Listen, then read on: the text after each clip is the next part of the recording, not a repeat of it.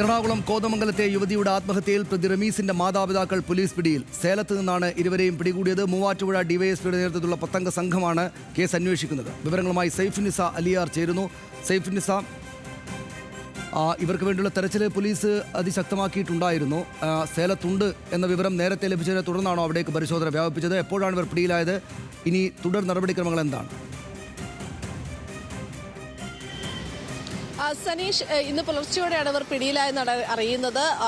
ആലുവ പാനായിക്കുളം സ്വദേശികളായ റഹീമും ഷെറിയും ഈ പ്രതി റമീസിന്റെ മാതാപിതാക്കളാണ്. ഇവർ കഴിഞ്ഞ തിങ്കളാഴ്ച മുതൽ ഒളിവിലായിരുന്നു.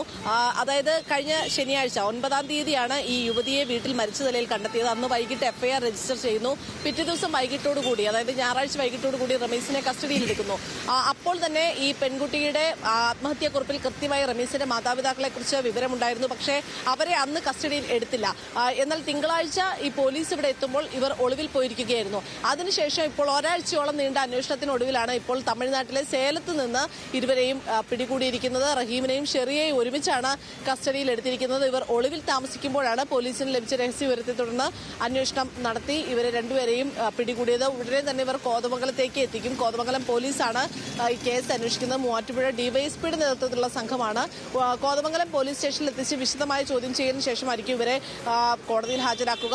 ഈ പെൺകുട്ടിയുടെ ആത്മഹത്യാക്കുറിപ്പിൽ മാതാപിതാക്കൾക്കെതിരെ ഗുരുതര ആരോപണമുണ്ട്. മർദ്ദിച്ചുവെന്നും ഒപ്പം തന്നെ മതം മാറ്റാൻ നിർബന്ധിച്ചുവെന്നും അടക്കമുള്ള ഗുരുതരമായ ആരോപണങ്ങളുണ്ട്. അത് കാരണം പോലീസിന് അതിൽ തന്നെ കൂടുതൽ വ്യക്തത വരേണ്ടതും ഉണ്ട്. ഈ റമീസിനെ ചോദ്യം ചെയ്തതിൽ നിന്നും കഴിഞ്ഞ ദിവസം കസ്റ്റഡിയിലെടുത്ത് വിശദമായ തെളിവെടുപ്പും ചോദ്യം ചെയ്യലൊക്കെ നടത്തിയതിൽ നിന്നുമൊക്കെ തന്നെ പോലീസിന് ഈ അന്വേഷണത്തെക്കുറിച്ച് ഏകദേശം വിവരം ലഭ്യമായിട്ടുണ്ട്. പക്ഷേ ഈ മാതാപിതാക്കളുടെ പങ്കുകൂടി ഇവരിൽ നിന്ന് ചോദിച്ചറിയേണ്ടതുണ്ട്.